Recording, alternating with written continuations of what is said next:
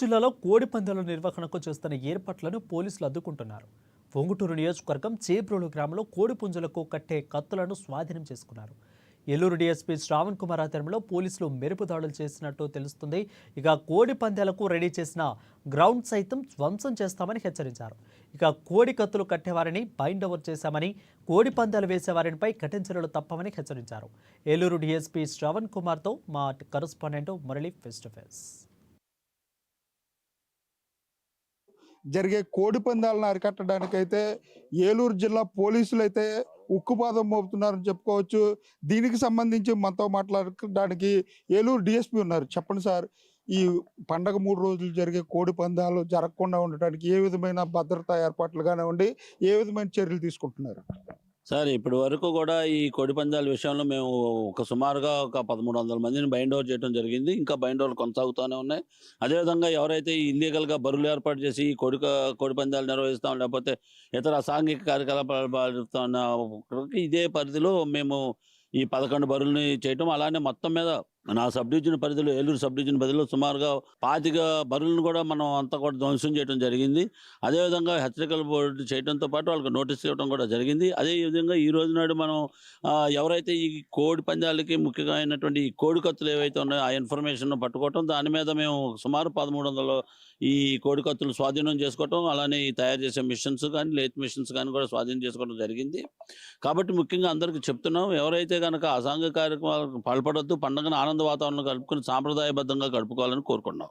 అలాగే ఈ పండగ అంటేనే గోదావరి జిల్లాలు, అటువంటిది అంటే పట్టణాల నుంచి వచ్చే వారికి కానివ్వండి, యువతకు కానివ్వండి, ఏం సందేశం ఇవ్వబోతున్నారు?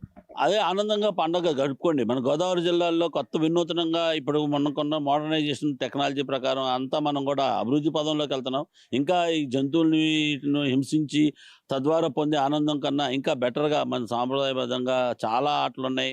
అదేవిధంగా మనకి ఈ ఎడ్ల పందాలు కానీ, అదేవిధంగా గోమాతలను మనం పూజించుకోవటంలో కానీ, తర్వాత క్రికెట్, కబడ్డీ, ఖోఖో, మన గ్రామీణ క్రీడలను ప్రోత్సహించి మీరు ఖర్చు పెట్టే డబ్బులతోటి పేద ప్రజలకి, అదేవిధంగా ఈ గ్రామంలో ఉన్నట్టు ఆనందంగా గడిపేదానికి ముఖ్యంగా ఇటువంటి క్రీడలు, ముగ్గులు పోటీలు ఆడవాళ్ళకి, అదేవిధంగా ఆడవాళ్ళకి చిన్న చిన్న గేమ్స్, అదేవిధంగా ఇవన్నిటిలో పాల్గొని మీ డబ్బుల్ని ఇలాగా ఈ పేకాటల వలన కానీ, లేకపోతే గుండాటల వలన కానీ, లేకపోతే ఈ కోడి పందాలు కానీ ఆడటం వలన పోగొట్టుకునే కన్నా ఇట్లాంటి మంచి సేవలు చేసి మంచి పేరు తెచ్చుకోవాలని కోరుకుంటున్నాం. అలాగే పందాలు జరిగే ప్రదేశాల్లో గుండాట ఎక్కువగా జరుగుతుంది. అంటే యువత అటువైపు వెళ్లకుండా ఉండటానికంటే గుండాట వేసే వాళ్ళని కూడా బైండ్ ఓవర్ చేశారా? చేసామండి. గుండాటను, పేకాటాల మీద ప్రత్యేకంగా దృష్టి పెట్టాం. వాళ్ళకి హెచ్చరిస్తున్నాం. ఎవరన్నా కనుక ఇట్లాంటి చర్యలు కానీ, అక్కడ కనుక ఏదన్నా సాంప్రదాయ ముసుగులు ఇట్లాంటి కనుక చేస్తే మీకు తక్షణంగా వాటి మీద దాడి చేయడంతో పాటు మీ మీద క్రిమినల్ చర్యలు తీసుకోవడంలో వెనకాటం.